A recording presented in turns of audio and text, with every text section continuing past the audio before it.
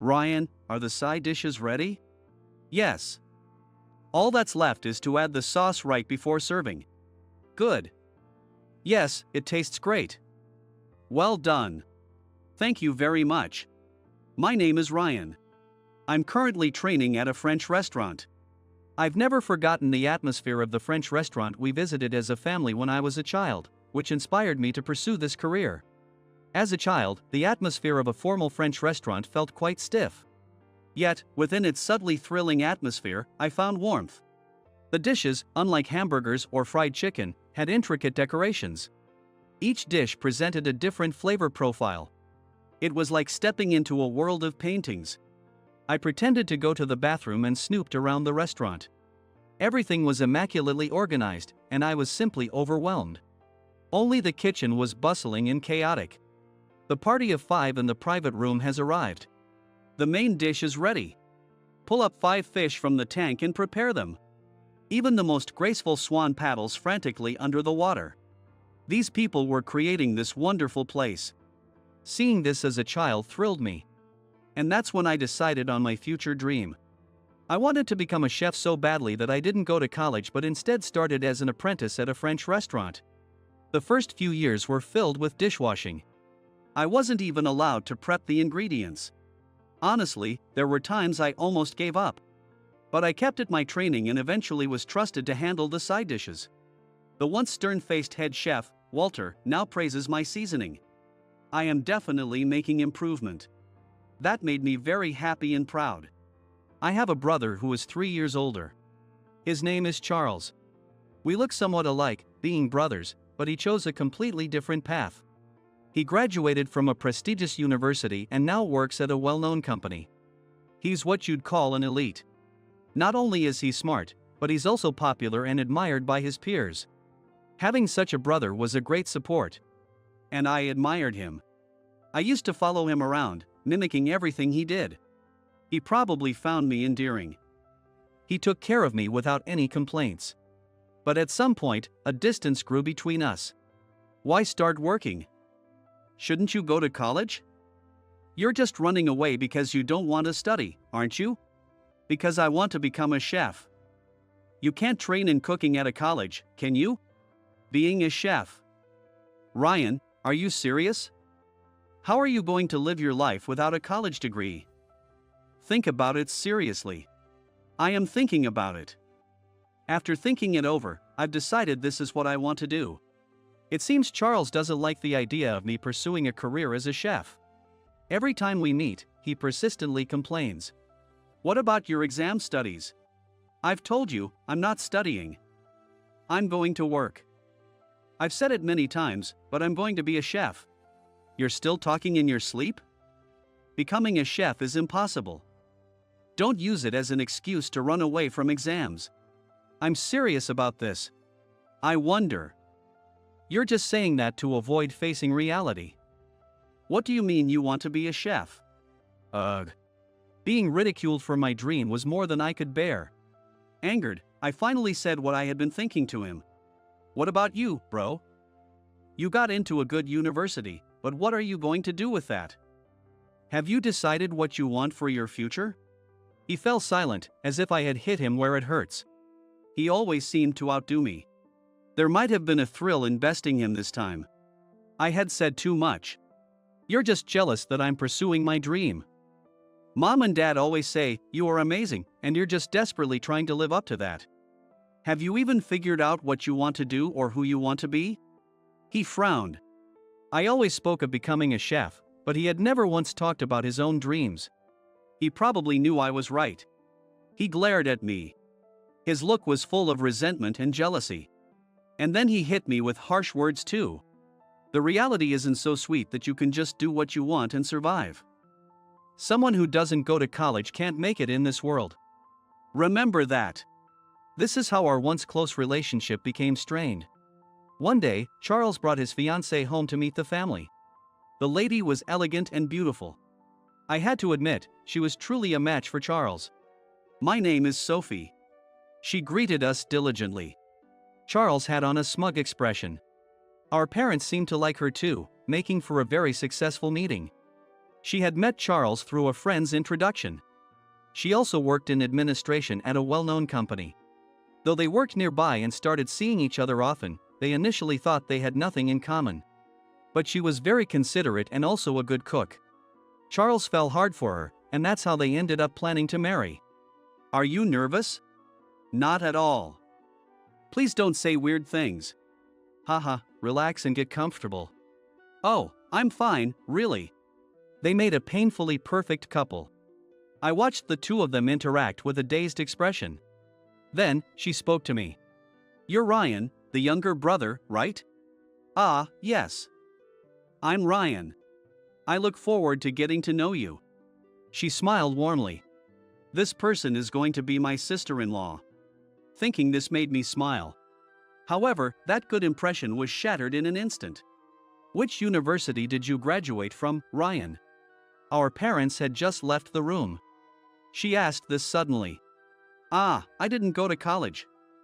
I'm currently training to become a chef. As I responded, she visibly grimaced. Is that so? I heard you were a chef, but I never imagined you hadn't attended university. Her words were laced with thorns. Excuse me for saying this, but since Charles works at a famous company, I assumed you also attended a prestigious university. To think you only finished high school. There's quite a difference between the brothers, isn't there? She gave a meaningful laugh. It was clear she looked down on me.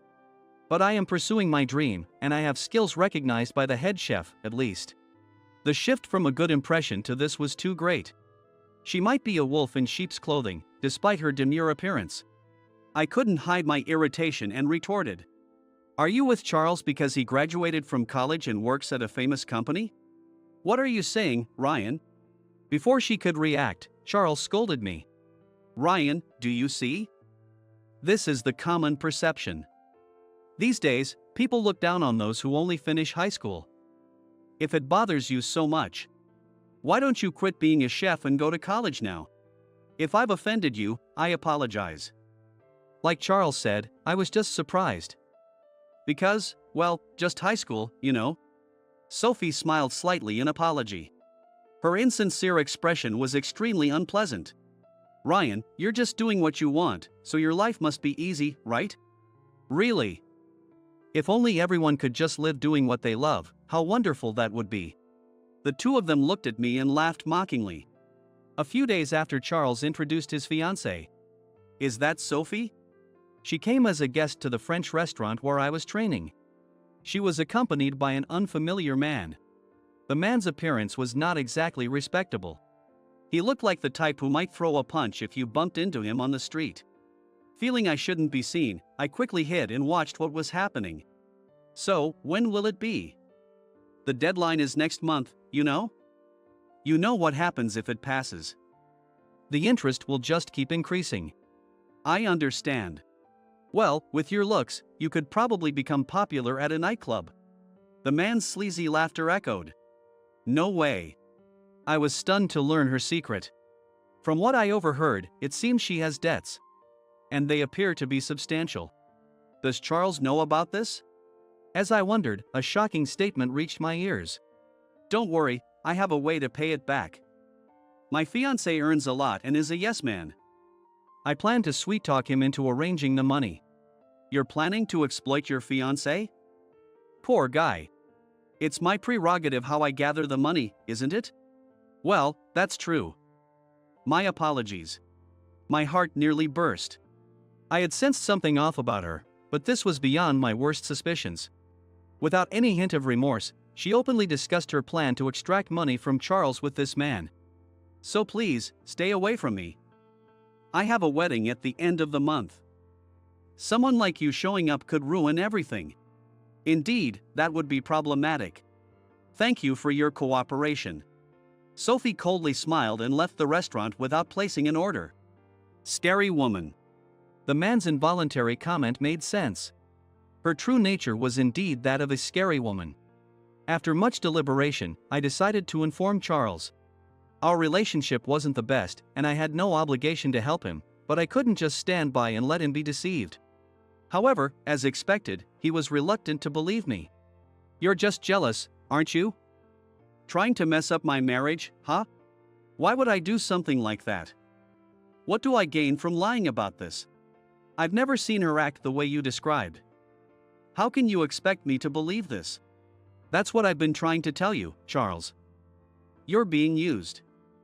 You should call off the wedding and break up with her now. Oh. And if you doubt it that much, come to the restaurant. She and that guy should be on the security camera. Being informed about the evidence, he had to believe it. I could hear his teeth gritting. It's really true, isn't it? That's what I've been trying to tell you. It was a harsh truth. I stated it plainly.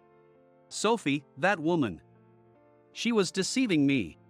His anger was palpable even through the phone.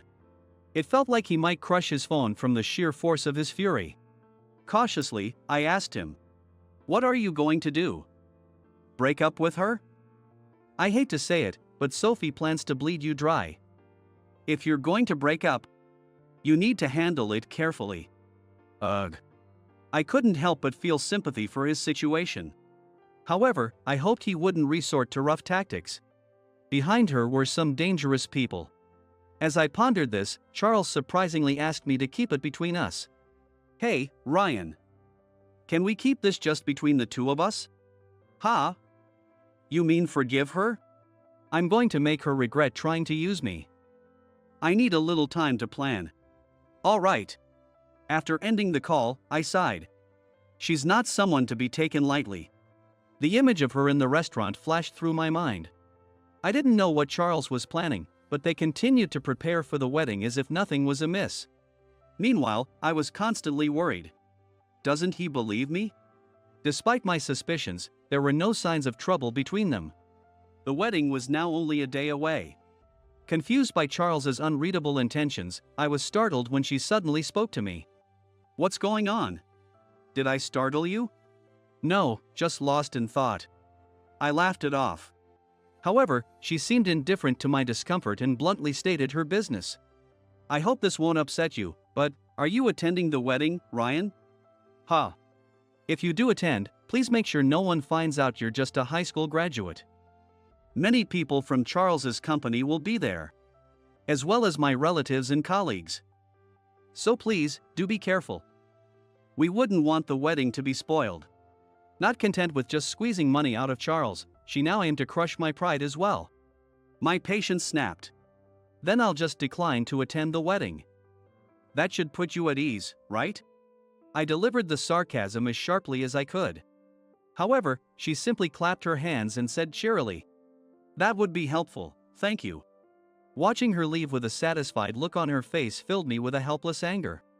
On the day of the wedding, although I had promised her I wouldn't attend, Charles pleaded for me to come, so I reluctantly agreed to participate. When she saw me at the venue, contrary to our agreement, she glared at me with a look of betrayal, but I simply ignored her. The ceremony concluded without any issues. Then we moved to the reception hall. As Sophie had warned, the venue was crowded with many guests. Probably close to 100. It was fitting for Charles as an elite businessman. While thinking this, I took my seat among our relatives. Just as I was starting to feel weary of the tedious congratulatory speeches, the toast was finally given, allowing us to start eating. Everyone was about to dig into the cuisine of the upscale hotel, wondering about its quality, when a voice interrupted. "Excuse me, please, I need a moment. There's something I must share with everyone." The voice belonged to Charles. As we faced yet another delay, amidst the grumbling crowd, he continued. "I have prepared a slideshow. Please watch." Pointing to a huge screen set up at the back of the hall, he signaled the staff, "Please go ahead." Then, it appeared. What? What is this? Isn't that Sophie? Who's that shady-looking guy next to her? Does Sophie have dealings with shady people? What's going on? An affair? Cheating? The venue buzzed with shock as they viewed the images on the slide. It showed Sophie with the same man I had seen her with at the restaurant. "This woman in the images is undoubtedly her, Sophie," Charles declared. The murmurs grew louder. Confused, embarrassed, and agitated, Sophie shouted, "What is this? What does this mean?" She reached out frantically, trying to grab the microphone from Charles, but she couldn't reach it. Meanwhile, he ignored her and stepped in front of the slides. I accidentally discovered that Sophie was associating with this unsavory man. Upon investigating, I found out that she has debts of $100,000. As you might guess, the man is involved in illegal lending. He pointed to the man in the slide and added, $100,000. Sophie, why? But that's not all. She was scheming to saddle me with her debts. Charles then grabbed documents he had hidden behind the screen, held them high, and then scattered them across the floor. Several reports slid smoothly across the surface, spreading out for all to see. Detective agency's findings. What? This can't be true. Let me see that. The venue turned into absolute chaos. Sophie was nearly hysterical. But as they say, you reap what you sow. Inside, I felt a vindictive satisfaction. And in the midst of this turmoil, Charles once again took the microphone. What she was trying to do could be considered marriage fraud. However, I want to forgive her, he declared. His words brought everyone to a halt. I stared at him in disbelief. Yet he was not joking. His demeanor was serious. I want to forgive Sophie. Charles repeated once again. His tone had completely changed from before, becoming very gentle. The venue fell silent. He looked straight at Sophie and spoke to her. I can't forgive the despicable act of trying to push the debt onto me. But, Sophie, I know why you ended up with a debt of $100,000. Charles took out a photo from his pocket. What? What did he take out? Everyone looked at his hands. As if anticipating this, the screen showed the cute exterior of a cake shop. Sophie, before you joined your current company, you ran a cake shop, right? This shop, right? You worked hard to become a pastry chef and finally managed to own a shop, didn't you? But it didn't go well, and the business failed. You ended up with a debt of $100,000. It must have been tough. Not just financially, but mentally too. But you didn't want to inconvenience the staff who worked with you, so you used your own money to pay 3 months' salary to all the staff. And that's not all. You also looked for a new job for them. It's not something you can do when you're struggling with a shattered dream and a debt of $100,000. He continued speaking while returning to the stage where she was. The real you is such a wonderful person who can be so kind to others. Isn't that right? It was a truth I didn't know. After receiving my report, Charles desperately investigated with the help of experts. He couldn't believe that someone would do something like this without reason. You know, I've always lived my life worrying about what others think. I've been pretending to be a good kid even though I felt stifled. That's why I thought I had to go to a good university and get a good job. He looked away from her and looked at me. That's why I envied Ryan so much. He pursued his dreams. I envied him for being able to freely pursue his dreams. Charles. It was some time ago, right? You told me, you envy me for pursuing my dreams, right? You were right. His face expressed regret. I must have been awful. I was jealous of Sophie too. She must have been working hard every day to pursue her dream, just like Ryan. And then she must have despaired when things didn't go well. And she must have thought of something like this, right? He returned to her side and gently wiped away her overflowing tears. Then, as if proposing, he knelt down, took her hand, and said, I've decided something in my heart because of this incident. I've been neglecting my own will while worrying about what others think. But from now on, I want to value my own will. Like Ryan and the old Sophie. So, Sophie, I will take on your debt willingly. And I want to support you in pursuing your dream of becoming a pastry chef again. After the tumultuous wedding reception, Charles and Sophie apologized to me for mocking my education. I'm really sorry about the educational background thing. I said terrible things. It's okay, really. I was jealous of you too. I envied you for pursuing your dreams, shining so brightly. I'm really sorry. I really do support your dream. I have to apologize properly too. Ryan, I'm sorry for everything. I'm looking forward to you becoming a chef. Charles is indeed a strong ally for me. And now my sister-in-law has joined too. I'll become the best chef ever. I answered proudly. Keep your passport deep in your bag. I know, geez, just like Dad. I'm worried. And make sure you're near the gate 20 minutes early.